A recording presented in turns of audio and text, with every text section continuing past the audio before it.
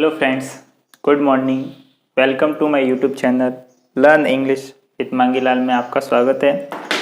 तो हम टेंस पढ़ रहे थे और कल हमने टेंस के ऊपर कुछ एक्सरसाइज भी की थी। ठीक है, तो आज के इस वीडियो में हम पढ़ेंगे कि क्वेश्चंस मेकिंग सेंटेंस मतलब प्रश्नवाचक वाक्य कैसे बनते हैं। ठीक है, हम हर टेंस के 7 पॉइंट पढ़ते थे, उसमें से 6वां और 7वां इंटरोगेटिव और इंटरोगेटिव नेगेटिव वो तो पढ़ते ही थे। ठीक है, लेकिन जो WH जिसको आप बोलते हो वाक्य कि WH वाले वाक्य कब, कहाँ, कैसे, क्यों, कब तक, किसके साथ, कौन सी कक्षा में, किसके पास वगैरह। ठीक है, ये जो है ऐसे इससे शुरू होने वाले वाक्य को आज हम इस वीडियो में सीखेंगे। ठीक है, तो आज हमारा जो टॉपिक होगा वो होगा क्वेश्चंस मेकिंग। ठीक है, क्वेश्चंस मेकिंग हमारा आज का टॉपिक होगा। तो देखो, क्वेश्चंस 2 प्रकार से बनते हैं। कौन से?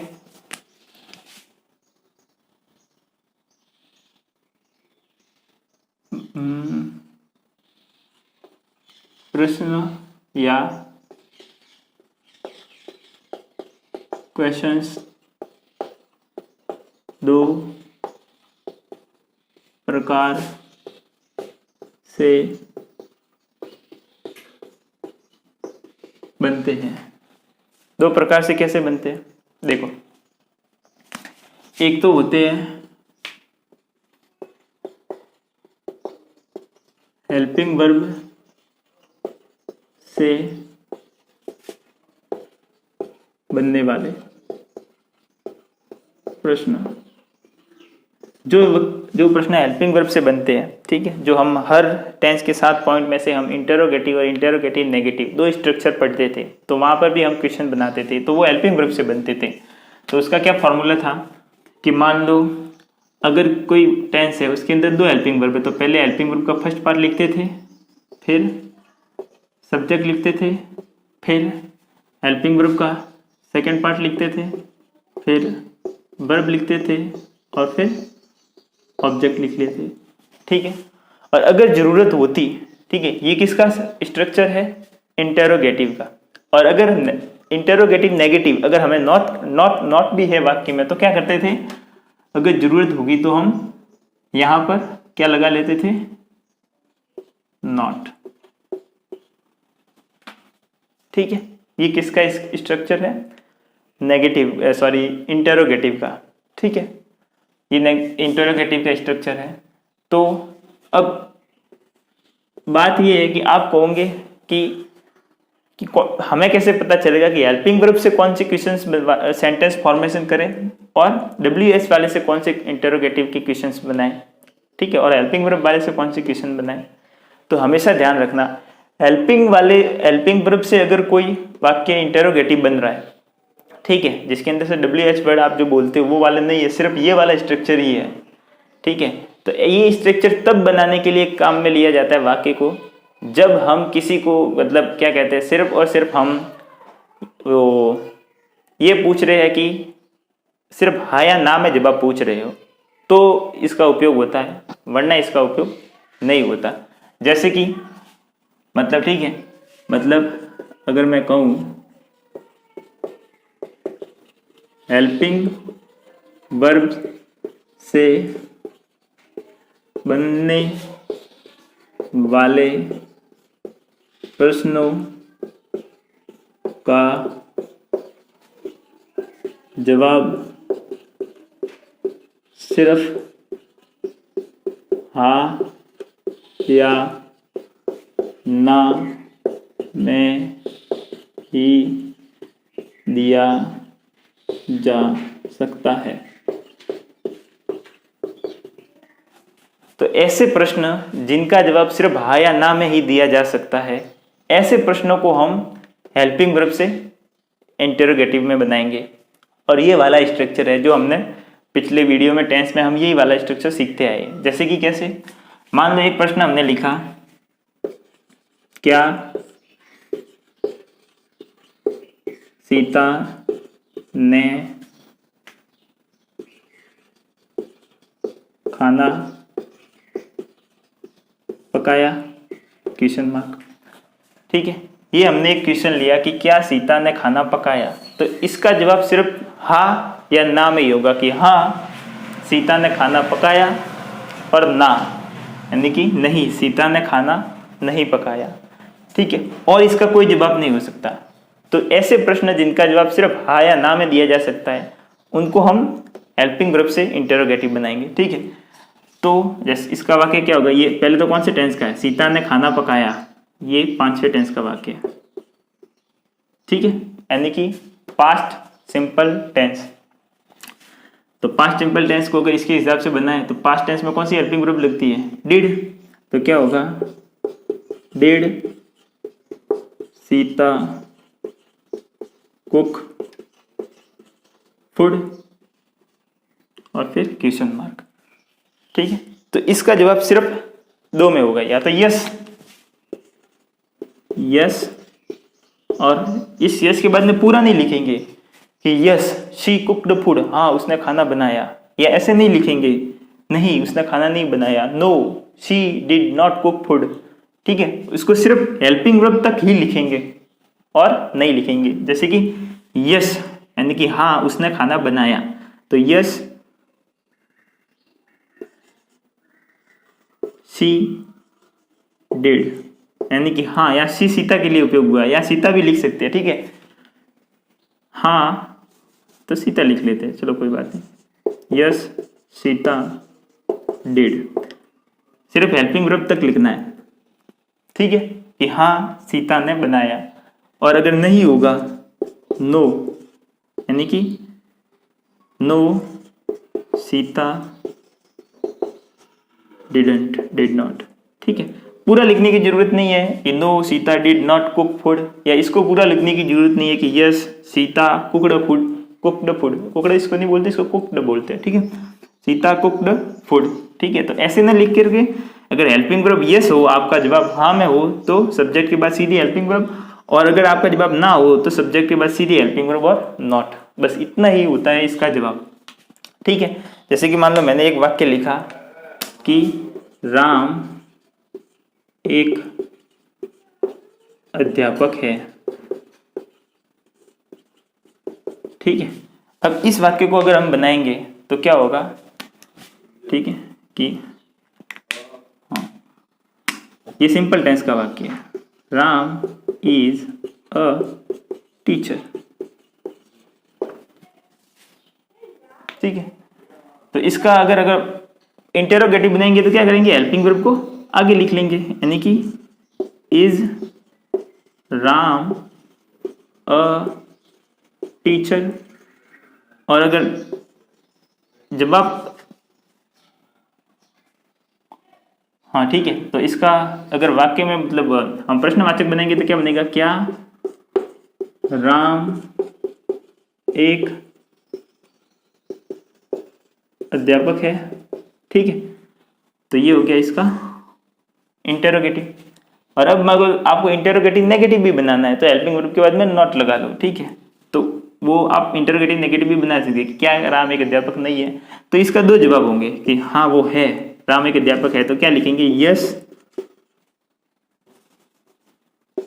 यस कॉमा राम, और हेल्पिंग वर्ब लिख लेंगे इज, हाँ राम है, और अगर नहीं है तो हम क्या लिखेंगे, नो राम इजंट, कि राम नहीं है। समझ में आ गया। तो जो टेंस की हेल्पिंग वर्ब उपयोग में आ रही है उसी टेंस की हेल्पिंग वर्ब को यस करके ऐसे लिख लेंगे, और नो होगा तो हेल्पिंग वर्ब करके नॉट लिख लेंगे। ठीक है, तो ऐसे हेल्पिंग वर्ब से बनने वाले वाक्यों में का जवाब सिर्फ हाँ या ना में दिया ही जा सकता है। ठीक है, अगर जैसे कि मान लो मैं दो वाक्य लिखूं, ठीक है, क्या सीता ने खाना खाया, तो ये वाला वाक्य है, और एक वाला वाक्य है सीता ने क्या खाया। क्या सीता ने खाना खाया। और एक बात हमेशा ध्यान रखना, कि जो इंटेरोगेटिव से बनने वाले वाक्य होंगे उसमें क्या सबसे पहले ही लगेगा, बीच में कभी नहीं लगेगा। ठीक है, यानी कि पहले क्या लिखेंगे फिर पूरा वाला वाक्य लिखेंगे। ठीक है, लेकिन इसके अंदर कोई जरूरी नहीं है। ठीक है, इसमें अंदर जो क्वेश्चनिंग वाला जो होंगे क्या कब कैसे वगैरह वो बीच में भी आ सकते हैं, पहले भी आ सकते हैं, कहीं पर भी आ सकते हैं। लेकिन इसके अंदर एक तो पहली पहचान तो ये देखो, क्या सीता ने खाना खाया, तो इसका दो जवाब होंगे, खाया होगा तो हाँ, नहीं खाया होगा तो ना। तो इस वाक्य को हम हेल्पिंग वर्ब की सहायता से इंटेरोगेटिव बनाएंगे। और सीता ने क्या खाना खाया, इसका हम हाँ या ना में जवाब नहीं दे सकते, हमें बताना होगा कि सीता ने क्या खाया। ठीक है, तो इसको हम जो आप WH वाले वर्ड जो कहते हैं, WH वाले जो वाक्य होंगे उससे बनेगा। ठीक है, तो बस यही है कि हेल्पिंग वर्ब वाले वाक्यों में तो क्या हम तो ये पढ़ते आए हैं टेंस में, तो बस इतना ही है कि अगर हाँ या ना में जवाब होगा तो हम इसके अंदर दे देंगे। ठीक है, और हाँ या ना में जवाब कैसे देंगे, यदि वाक्य का जवाब हाँ है तो हम यस करके सब्जेक्ट के बाद उसी टेंस की, जिस टेंस में वाक्य लिखा उसी टेंस की हेल्पिंग वर्ब, और नो होगा तो उसी नो करके सब्जेक्ट के साथ उसी टेंस की हेल्पिंग वर्ब और नॉट लिंक लेंगे, जैसे कि इसके अंदर किया हमने। ठीक है, तो ये है हेल्पिंग वर्ब से बनने वाले वाक्य। अब अगले नेक्स्ट अब हम पढ़ेंगे कि WH जिसको आप बोलते हो वो वाले वाक्य। ठीक है, उससे कैसे बनते, तो मैं साइड में हो जाता हूँ, तब आप तक आप उतार लीजिए।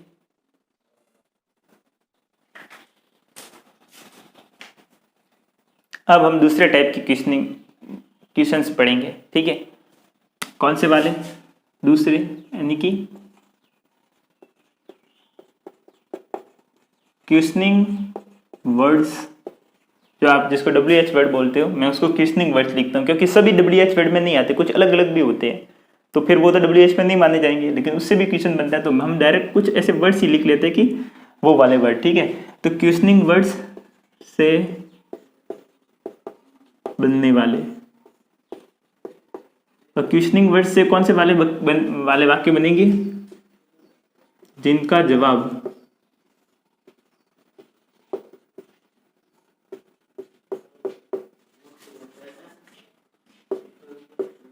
केवल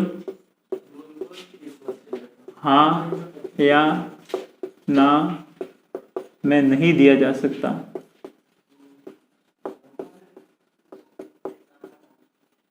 ठीक है, यानी कि जिनका जवाब हाँ या ना में दिया जा सकता है, ऐसे सवालों का जवाब जिनका जवाब हाँ या ना में दिया जा सकता है उनको तो हम हेल्पिंग वर्ब से बनाएंगे, और जिनका जवाब हाँ या ना में ना होकर किसी कोई और हो तो उसको हम क्या कहते हैं, ऐसे क्वेश्चनिंग वर्ड से बनाएंगे। तो इसका फॉर्मूला क्या होगा, ठीक है, इसका फॉर्मूला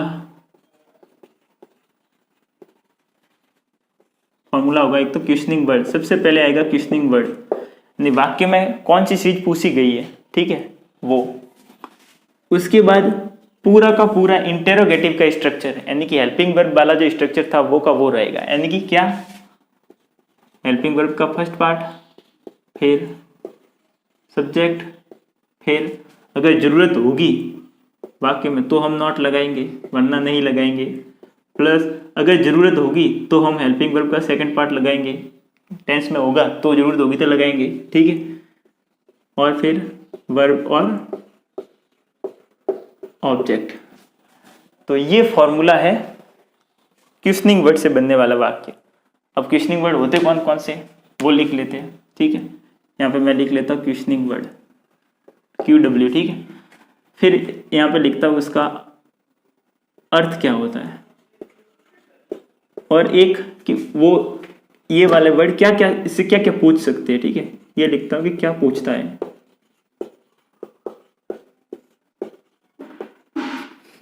ठीक है, अब देखो पहला ही क्वेश्चनिंग वर्ड आ गया व्हाट।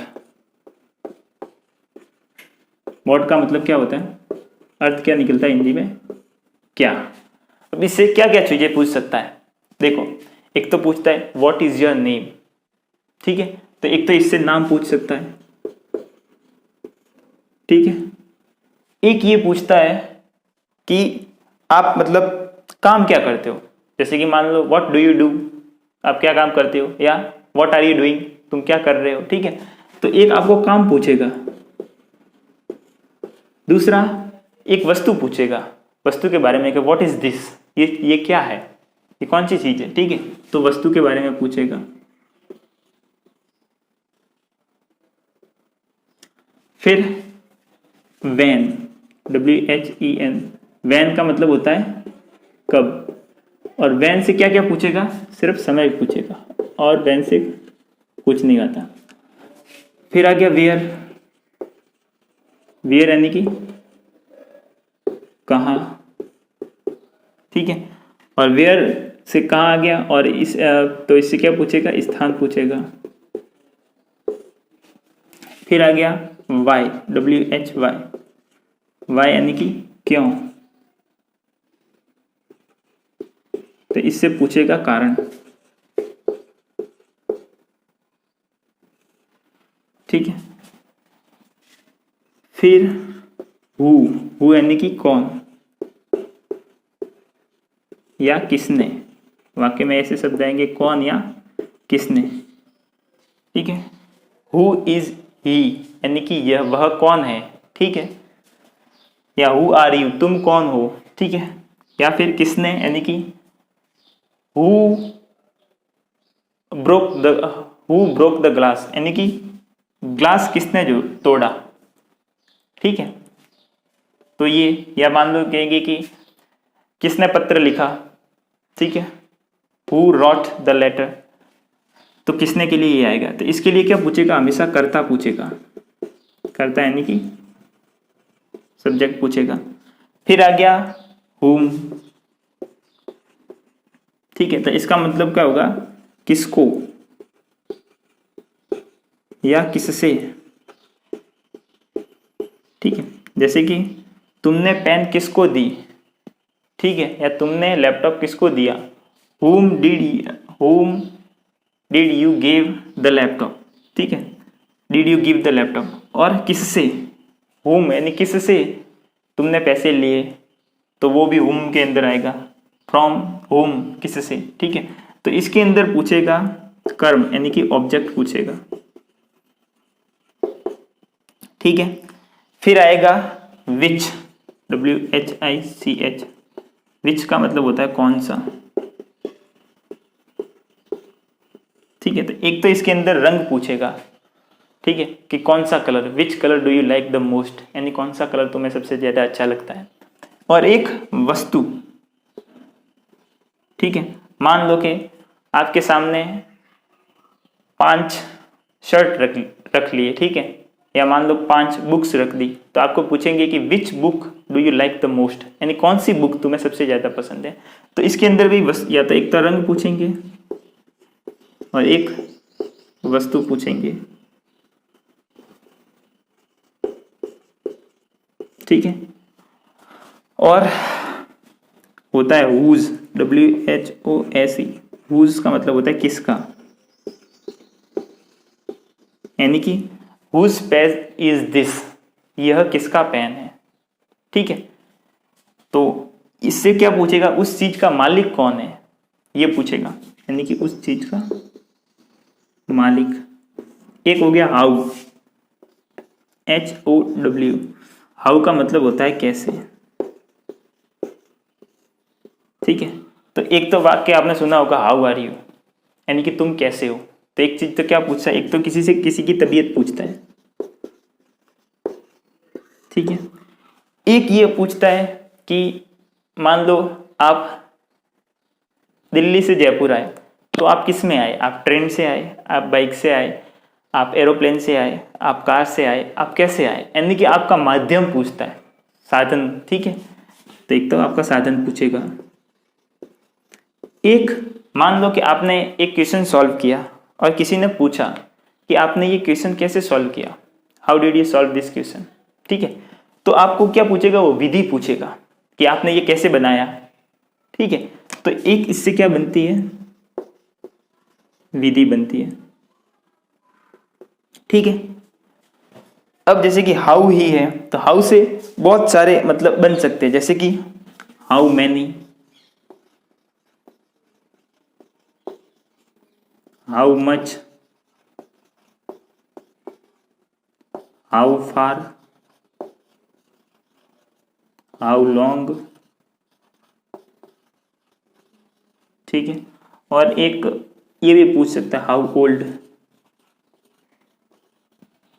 ठीक है। हाउ मैनी, इसका मतलब क्या होगा, कितनी, ठीक है। इससे क्या हमेशा संख्या पूछेगा, जैसे कि आपकी कक्षा में कितने छात्र हैं, ठीक है। How many students are there in your class, ठीक है। मतलब आपकी कक्षा में कितने छात्र हैं, तो कितने के लिए क्या होगा, हाउ मैनी। हाउ मच यानी कि कितना। ये किसी भी चीज की क्या पूछेगा, मात्रा पूछेगा, ठीक है। यानी कि ग्लास में कितना पानी है, तो वो मात्रा पूछेगा, how much water is in the glass, ठीक है। हाउ फार इसका मतलब होगा कि कितना दूर है, कितना दूर। तो इससे क्या पूछेगा, दूरी पूछेगा। फिर होता है हाउ लॉन्ग का मतलब है कब तक, ठीक है। यानी कि आपको ये काम करने में कब तक आप ये काम हो जाएगा, या ये काम कितना समय लेगा, ठीक है। तो वो होगा कब तक। हाउ ओल्ड का मतलब होता है कितना पुराना,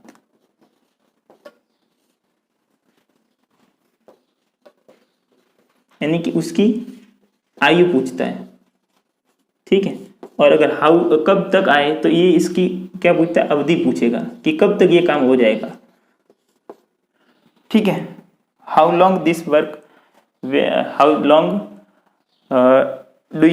will you take to complete this work, यानी कि तुम इस काम को पूरा करने में कितना समय लोगे, ठीक है।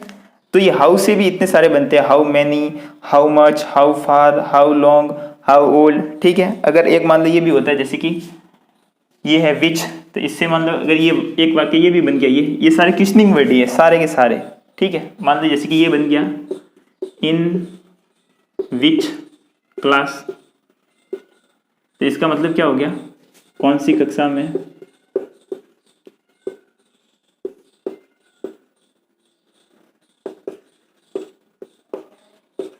ठीक है। एक आ गया जैसे कि मान लो इन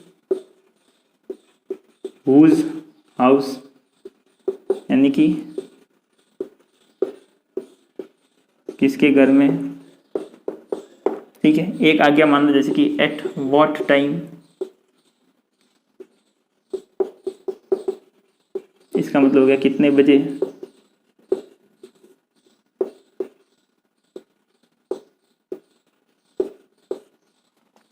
जैसे कि ये वाक्य है whom, तो whom के भी ये बन सकते हैं, for whom, with whom,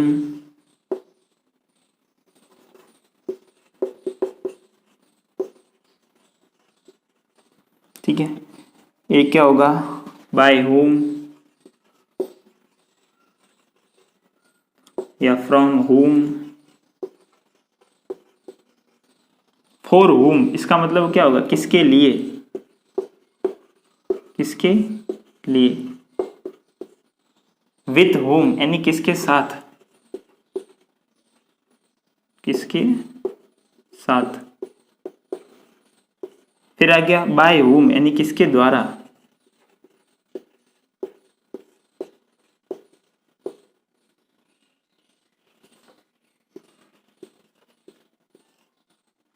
ठीक है।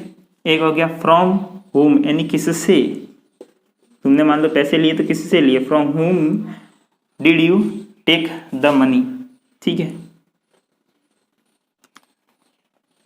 एक मान लो ये आता है for how long, for how long इसका मतलब होता है कितनी देर से,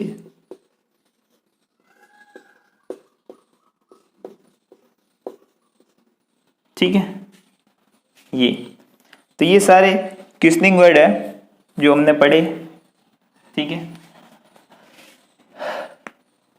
ये आप ये वाले जो है सारे के सारे यहाँ पे इसके नीचे ऐसे इसी क्रम में नीचे लिखते जाना। मेरे पास जगह नहीं थी तो मैंने बोर्ड के इस तरफ लिख ली, ठीक है। वॉट एक क्वेश्चनिंग वर्ड है, इसका अर्थ होता है क्या। इससे नाम पूछ सकता है, व्हाट इज योर नेम, काम पूछ सकता है, what do you do, what are you doing, वस्तु पूछ सकता है, व्हाट इज दिस।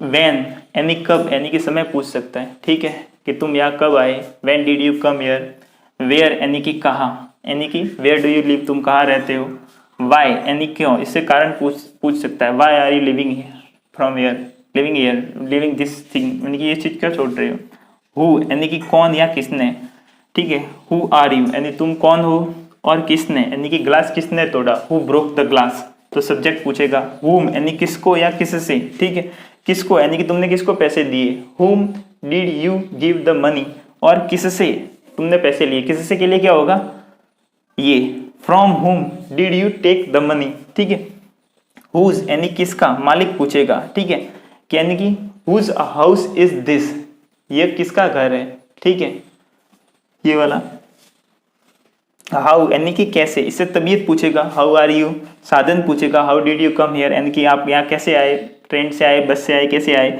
विधि पूछेगा, how did you solve this question, how did you make this recipe, this delicious food वगैरह, ठीक है, हाउ मैनी यानी कितने, how many students are there in your classroom, संख्या पूछेगा, हाउ मच मात्रा पूछेगा किसी चीज की, ठीक है, कि how much milk is there in the cup, ठीक है, यानी कप में कितना दूध है, हाउ फार यानी कि कितना दूर, how far is your house from here यानी कि तुम यहाँ से तुम्हारा घर कितना दूर है, हाउ लॉन्ग यानी कब तक, एक अवधि पूछेंगे, ठीक है, how long will you stay here यानी तुम यहाँ कब तक ठहरोगे, और हाउ ओल्ड यानी कि हाउ ओल्ड इज दिस यानी कि यह चीज कितनी पुरानी है, उसकी उम्र पूछेगा, आयु पूछेगा, इन विच क्लास यानी कौन सी कक्षा में, ठीक है, मान लो इससे ये क्लास है, अगर मान लो होगा कि कौन सी गली में, तो इन विच स्ट्रीट, ठीक है, कौन से गांव में, तो इन विच विलेज, ठीक है, तो ये क्वेश्चनिंग वर्ड है, तो क्या अब ये क्या, ये WH से स्टार्ट हो रहा है, ये WH से स्टार्ट हो रहा है, ये हो रहा है, ये हो रहा है, ये हो रहा है, ये हो रहा है, ये किसी WH से स्टार्ट नहीं हो रहे, ये भी WH, ये इतने सारे WH से स्टार्ट नहीं हो रहे, ठीक है, तो कुल मिलाकर मेरे कहने का अर्थ ये है कि अगर हम ये कहें कि WH वाले वाक्य जो आप हमेशा से पढ़ते आए हो कि सिर्फ WH वाले वाक्य, तो वो गलत हो जाएगा, क्यों, क्योंकि इनसे भी तो क्वेश्चन बन रहे हैं, इनसे भी तो क्वेश्चन बन रहे हैं, लेकिन ये तो कि कोई WH से स्टार्ट नहीं हो रहा, ठीक है, तो WH वर्ड सिर्फ इनके लिए तो हम मान लेंगे कि हाँ WH यहाँ तक तो लग जाएगा, लेकिन यहाँ इनका क्या करेंगे, इनसे ज्यादा तो यही वाले हैं, ठीक है, तो इसलिए मैंने इसको WH वर्ड ना करके क्या कह के इनको क्वेश्चनिंग वर्ड्स कहा, ये वाले क्वेश्चनिंग वर्ड्स, ठीक है, अब दो पार्ट में हेल्पिंग वर्ब होगी, तो हेल्पिंग वर्ब का फर्स्ट पार्ट आगे लगाएंगे, फिर सब्जेक्ट लगाएंगे, फिर नॉट की जरूरत होगी तो लगाएंगे, सेकंड हेल्पिंग वर्ब होगी तो लगाएंगे, और वर्ब लगाएंगे, और ऑब्जेक्ट लगाएंगे, और क्वेश्चन मार्क तो हमें लगाना ही पड़ेगा, क्योंकि बिना क्वेश्चन मार्क के तो कोई भी काम होगा ही नहीं, ठीक है, तो ये फॉर्मूला था, ये मैंने लिखवा दिया, ये सारे क्वेश्चनिंग वर्ड्स मैंने लिखवा दिए, क्या क्या इसका अर्थ होगा, क्या क्या चीजें पूछी जाएंगी, ठीक है, ये वाले लिखा दिए, कितनी देर से, ये वाला जो होगा ये सिर्फ चौथे टेंस, 8वें टेंस और 12वें टेंस यानी कि परफेक्ट कंटिन्यू ग्रुप जो हमने पढ़ा था उसी टेंस में ये वाला उपयोग होगा, ठीक है, और एक मान लो सिंस भी अगर मान लो क्वेश्चनिंग वर्ड में आ जाए, ठीक है, सिंस देन, ठीक है, यानी कि कब से, मतलब ये कब से कार्य चल रहा है, ठीक है, तो ये भी है, ये भी सिर्फ चौथे, 8वें और 12वें टेंस के अंदर ही उपयोग होगा, और किसी के अंदर उपयोग नहीं होगा, ठीक है, तो मैं साइड में हो जाता हूँ, आप इसको उतार लो।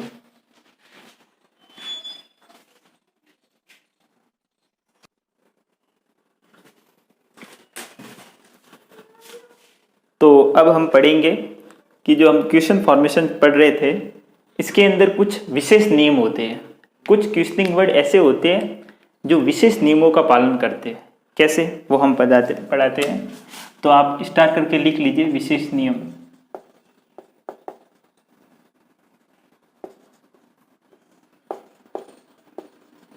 ठीक है, यानी इंपॉर्टेंट रूल्स,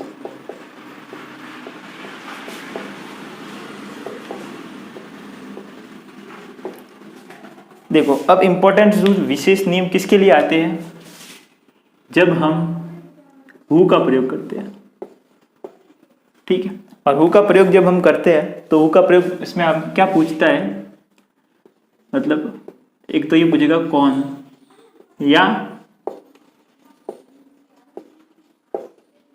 किसने, ये पूछेगा, तो कुल मिला के पूछेगा क्या? अगर हम क्या पूछता है, ये इसका अर्थ होता है, पूछता क्या है? कर्ता पूछता है, यानी कि सब्जेक्ट पूछेगा।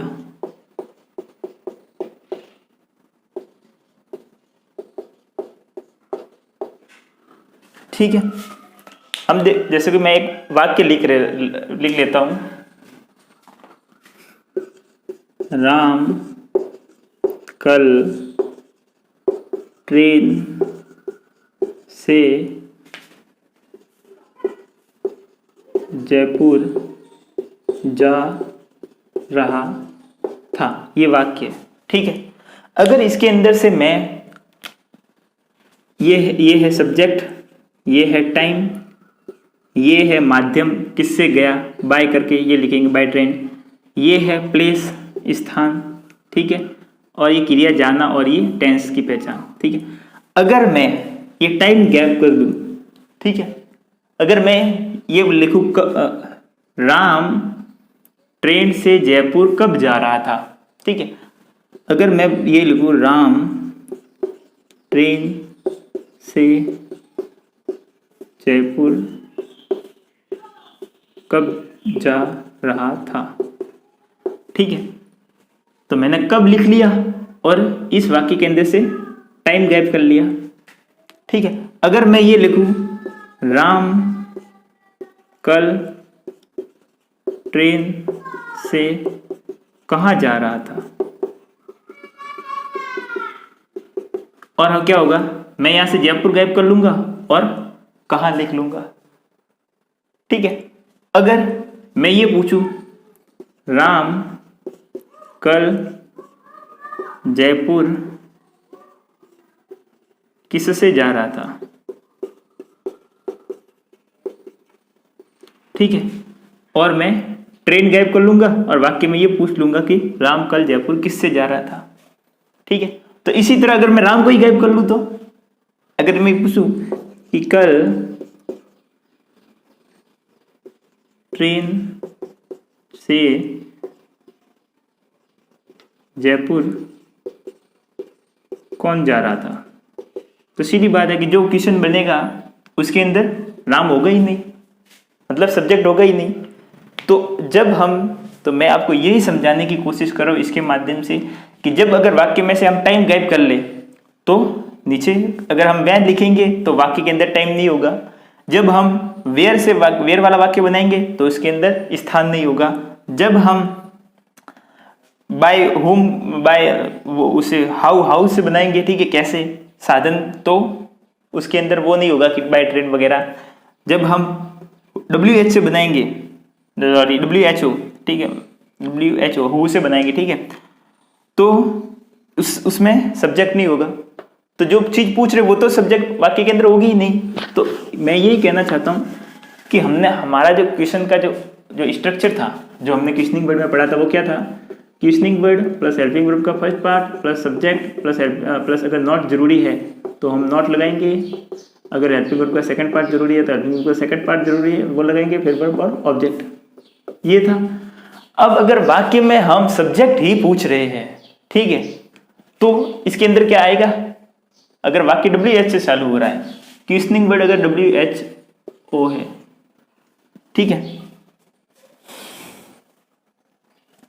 अगर WHO है तो इसके अंदर क्या गैप होगा, सब्जेक्ट ही गैप होगा, सब्जेक्ट ही तो पूछ रहा है, तो फिर क्या क्या होगा, WH होगा, फिर अगर सब्जेक्ट हम गायब कर ले तो फिर क्या आएगा, हेल्पिंग वर्ब नॉट, और हेल्पिंग वर्ब की सेकंड पार्ट वर्ब और ऑब्जेक्ट, तो क्या आएगा, हु आएगा, फिर हेल्पिंग वर्ब की फर्स्ट पार्ट आएगा, फिर अगर जरूरत होगी तो हम नॉट लगाएंगे, जरूरत होगी तो हम हेल्पिंग वर्ब का सेकंड पार्ट लगाएंगे अगर किसी टेंस में जरूरत हुई तो, और फिर क्या होगा, ऑब्जेक्ट।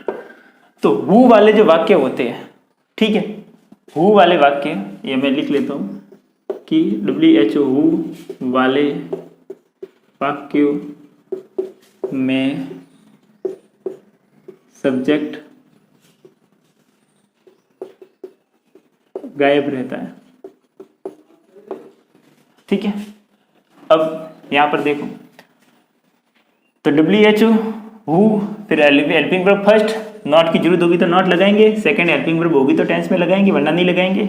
ठीक है, और फिर वर्ब आ जाएगी और ऑब्जेक्ट आ जाएगा। यानी कि WHO हु से बनने वाले जो वाक्य होंगे वो ये वाला स्ट्रक्चर फॉलो करेंगे, सब्जेक्ट उसमें होगा ही नहीं।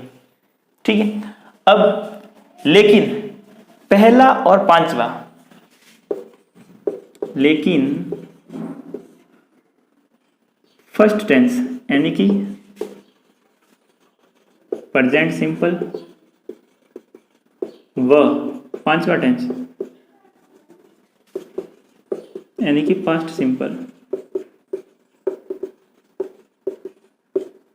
इनमें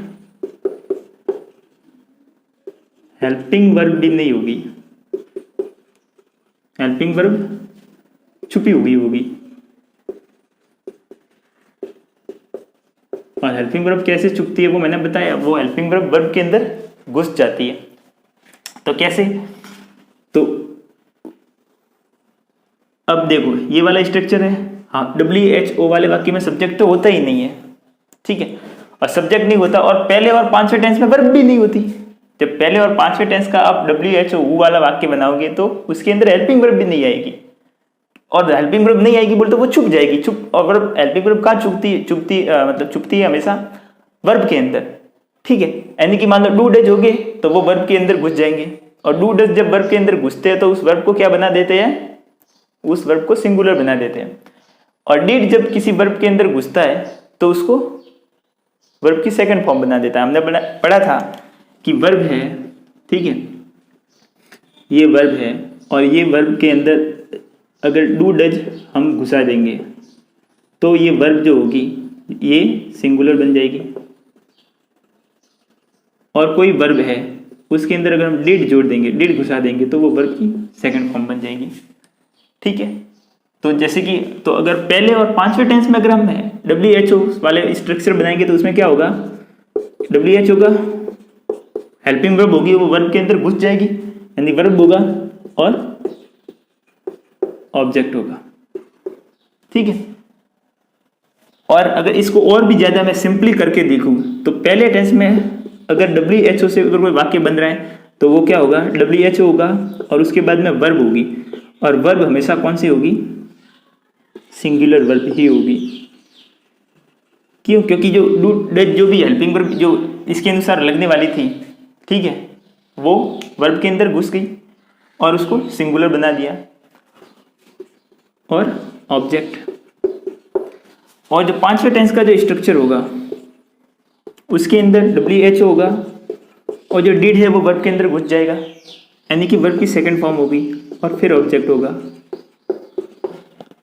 समझ में आ गया। और एक बात हमेशा ध्यान रखना, जब भी आप WHO वाले, WHO यानी कि हिंदी में अगर पूछे कि कौन, तो हम क्या पूछ रहे हैं, सब्जेक्ट ही तो पूछ रहे हैं कौन। और अगर हम सब्जेक्ट पूछ रहे हैं मतलब हमें सब्जेक्ट पता नहीं है, तो हमें सब्जेक्ट पता नहीं है तो हम हेल्पिंग वर्ब कैसे यूज करेंगे कि हम प्लूरल की हेल्पिंग वर्ब लगाए कि सिंगुलर की हेल्पिंग वर्ब लगाए। तो हमेशा ध्यान रखना, जब भी क्वेश्चनिंग वर्ड WHO यानी कि कौन के लिए WHO वर्ड यूज कर रहे हैं तब हेल्पिंग वर्ब हमेशा सब्जेक्ट को सिंगुलर मान के सिंगुलर वाली हेल्पिंग वर्ब यूज करनी है। अब आप पूछोगे कि सिंगुलर वाली ही क्यों करनी है, प्लूरल वाली क्यों नहीं कर सकते, तो मैं आपको एक बताता हूँ, एक रीजन बताता हूँ। मान लो कि क्लास के अंदर सर नहीं है, टीचर नहीं है और क्लास के सभी बच्चे शोर मचा रहे हैं। अब शोर मचा रहे हैं तो फिर टीचर आएंगे, तो टीचर आते ही क्या पूछते हैं, टीचर को अच्छे से पता है कि पूरी क्लास शोर मचा रही है, लेकिन जब टीचर अंदर आके पूछता है तो वो ये पूछता है कौन शोर मचा रहा था, वो सीधे ये पूछते हैं कि कौन शोर मचा रहा था।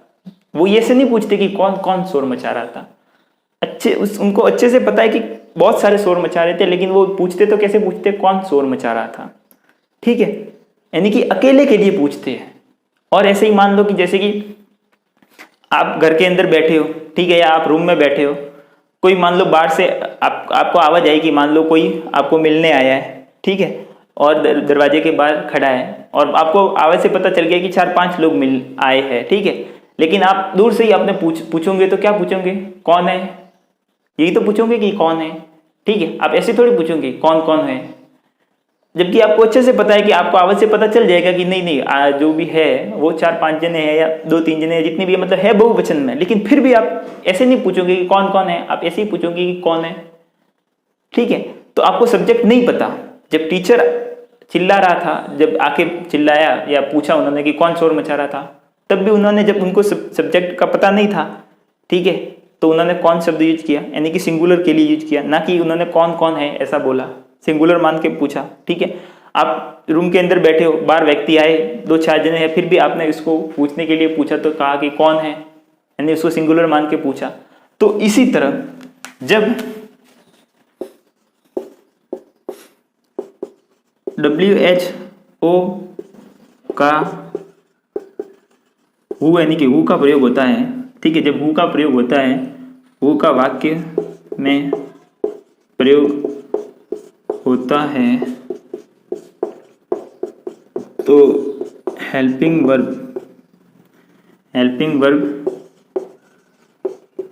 सब्जेक्ट को हमेशा सिंगुलर मानकर ही प्रयोग में ली जाती है। ठीक है, और क्यों सिंगुलर को, सब्जेक्ट को सिंगुलर ही मानते हैं, जब करता हमें पता नहीं होता तो हम उसको सिंगुलर ही मानते हैं, वो मैंने आपको समझा दिया। ठीक है, एक टीचर वाला एग्जांपल, एक दरवाजे से बाहर खड़ा हुआ वाला एग्जांपल देखिए। तो अब मान लो कि मैं कुछ क्वेश्चंस लिखता हूं, ठीक है, कि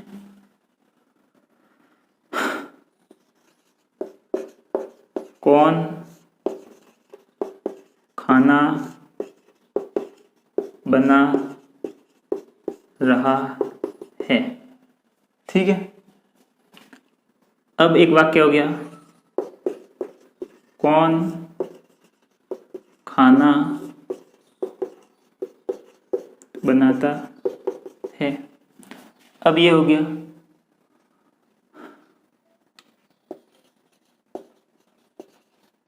किसने खाना बनाया। एक हो गया,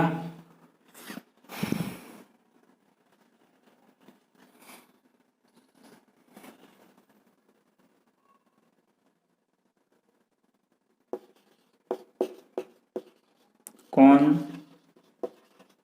खाना बना रहा था। यहाँ पे भी क्वेश्चनिंग वर्ड, यहाँ पे भी क्वेश्चनिंग वर्ड, यहाँ पे क्वेश्चनिंग मार्क और क्वेश्चनिंग मार्क।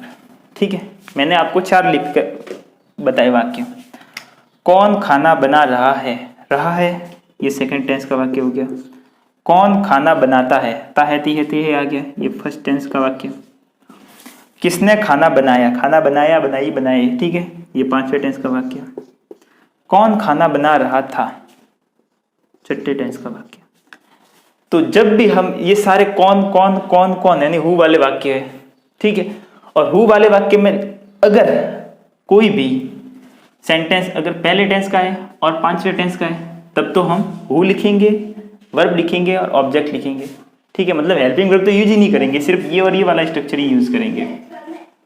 ठीक है, और अगर पहले और 5वें टेंस के अलावा और कोई भी टेंस, ठीक है, पीछे बचे हुए 10 के 10 टेंस में अगर हु वाला वाक्य है तो हम ये वाला स्ट्रक्चर यूज करेंगे, और पहले और 5वें टेंस में हु है तो हम ये वाला स्ट्रक्चर यूज करेंगे, ये वाला। ठीक है, और जब इस 2 ही है, पहला और 5वां, तो मैंने अलग अलग करके अलग से समझा दिया कि हु होगा पहले टेंस में, तो पहले हु लिखेंगे, फिर सिंगुलर वर्ब लिखेंगे उसके लिए और ऑब्जेक्ट लिखेंगे, और 5वें टेंस में तो हु लिखेंगे, वर्ब की सेकंड फॉर्म लिखेंगे और ऑब्जेक्ट लिखेंगे। अब देखो अब कैसे लिखते हैं, कौन खाना बना रहा है। अब ये दूसरा टेंस है तो इसके लिए उपयोग में होगा, पहले आएगा हु,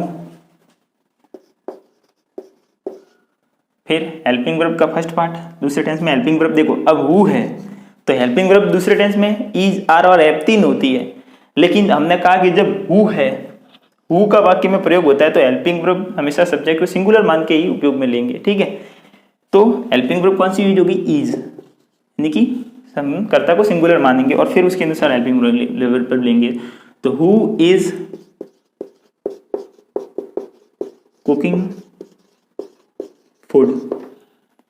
ठीक है, अब कौन खाना बनाता है, अब पहले टेंस का वाला वाक्य क्या गया, तो हमारा ये वाला स्ट्रक्चर उपयोग में लेंगे, ठीक है, हु वर्ब और ऑब्जेक्ट। और पहले टेंस है तो मैंने इसको मॉडिफाई करके और भी आपको सिंपल बना के ये दे दिया कि हु फिर सिंगुलर वर्ब और फिर ऑब्जेक्ट, तो फिर क्या आएगा, हु और ये सिंगुलर है तो खाना बनाना है कुक, तो सिंगुलर वर्ब क्या होगी, कुक की सिंगुलर वर्ब कुक्स होती है, ऐसे लगा कि इसको बना दिया सिंगुलर, हु कुक्स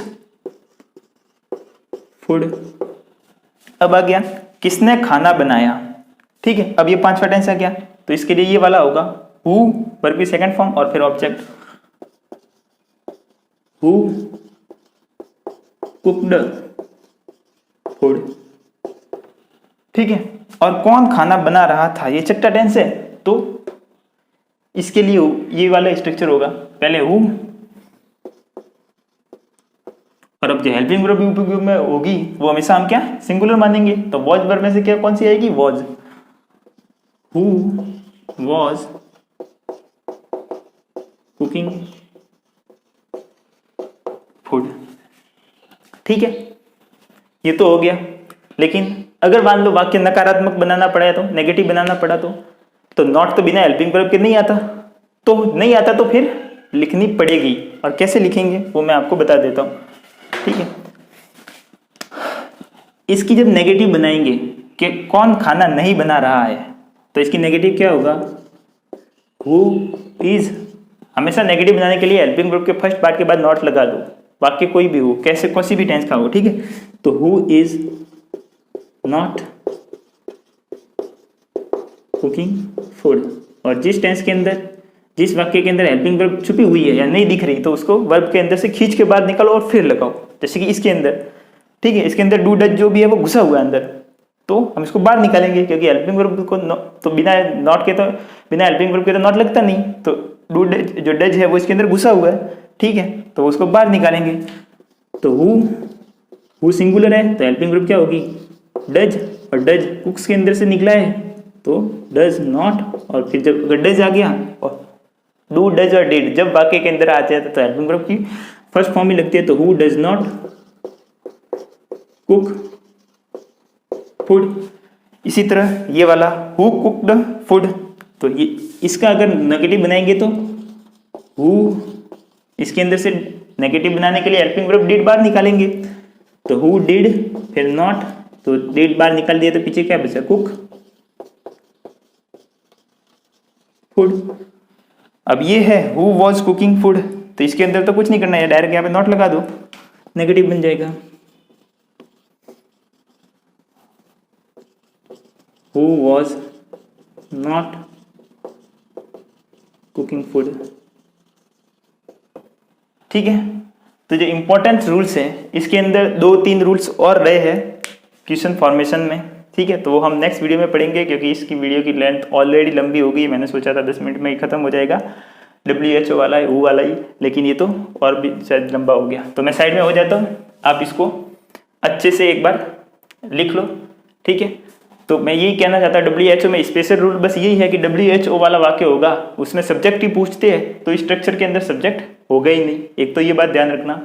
और अगर टेंस पहला और पांचवा है, ठीक है, और उसमें हु का प्रयोग करना है तो हम हेल्पिंग वर्ब भी यूज नहीं करेंगे, ठीक है, तो सिर्फ हु वर्ब और ऑब्जेक्ट यूज करेंगे, जो हेल्पिंग वर्ब होगी उसको वर्ब के अंदर घुसा देंगे, ठीक है। और वर्ब के अंदर अगर डू डज घुसती है, ठीक है, डू घुसता है तब तो कुछ नहीं होता, लेकिन जब वर्ब ये सिंगुलर माना है तो हेल्पिंग वर्ब डज आनी चाहिए, तो वो डज घुस जाएगी वर्ब के अंदर और उसको सिंगुलर बना देगी, और वर्ब के अंदर डिड घुसेगा तो उसको वर्ब की सेकंड फॉर्म बना देगी। तो इसलिए ये हु होता है, अगर पहले टेंस का वाक्य है तो हु के बाद में सिंगुलर वर्ब और ऑब्जेक्ट आएगा, और पांचवा टेंस का वाक्य तो हु प्लस वर्ब की सेकंड फॉर्म प्लस ऑब्जेक्ट आएगा, ठीक है। तो हमने ये आपको 4 टेंस लिख के बताए, ठीक है, पहला भी बताया और पांचवा भी बताया कि इनमें ये वाला रूल लगता है, ठीक है, तो हमने ये वाला किया। और दूसरा, छठा और भी जो बाकी जो पहले और पांचवे को छोड़ के 10 टेंस है उसमें ये वाला स्ट्रक्चर ही फॉलो करेगा, ठीक है। और नेगेटिव बनाने के लिए तो हमें हेल्पिंग वर्ब चाहिए होती है, बिना हेल्पिंग वर्ब के नॉट नहीं लगता, ठीक है। तो हमने फिर हेल्पिंग वर्ब फिर खींच के बाहर निकाली, ठीक है, जो अंदर घुसाई थी वो बाहर निकाल दी, और बिना हेल्पिंग वर्ब के नॉट नहीं लग रहा था तो फिर हेल्पिंग वर्ब लिखी और फिर नॉट लगाया, ठीक है। तो फिर डू डज आ गया और फिर नॉट आया, ठीक है। तो इतना कुछ आपको मुझे लगता है कि मैंने आपको समझाने की पूरी कोशिश की है, और आशा करता हूँ कि आप हु वाला तो स्पेशल रूल भी समझ में आएंगे होंगे। दूसरे क्वेश्चनिंग वर्ड भी है वो भी हम पढ़ेंगे, क्योंकि इंपॉर्टेंस रूल में 2-3 रूल्स और इम्पोर्टेंट हैं, ठीक है, जहाँ पे बच्चे बहुत सारी गलती करते हैं वो भी है, उसको भी हम बहुत ही सिंपल भाषा में समझने की कोशिश करेंगे।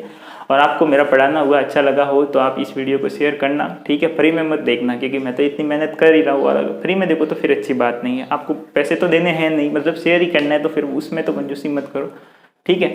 तो ओके, टेक केयर, बाय। और इस वीडियो को लाइक, शेयर, सब्सक्राइब और कमेंट भी जरूर करना। आप लोग कमेंट इतना करते नहीं हो, कमेंट करना चाहिए और बताना चाहिए, इससे मुझे क्या है, हौसला बढ़ता है और मैं बहुत और भी ज़्यादा एनर्जी के साथ और एफर्ट के साथ फिर पढ़ाने का मेरा मन करता है, ठीक है। तो थैंक यू आप सबको, मिलते हैं हम अपनी नेक्स्ट क्लास में। आगे के रूल्स वगैरह हम पढ़ेंगे अगली क्लास में, ठीक है। ओके, बाय, टेक केयर, जय श्री कृष्णा, जय श्री राम, सबको प्रणाम।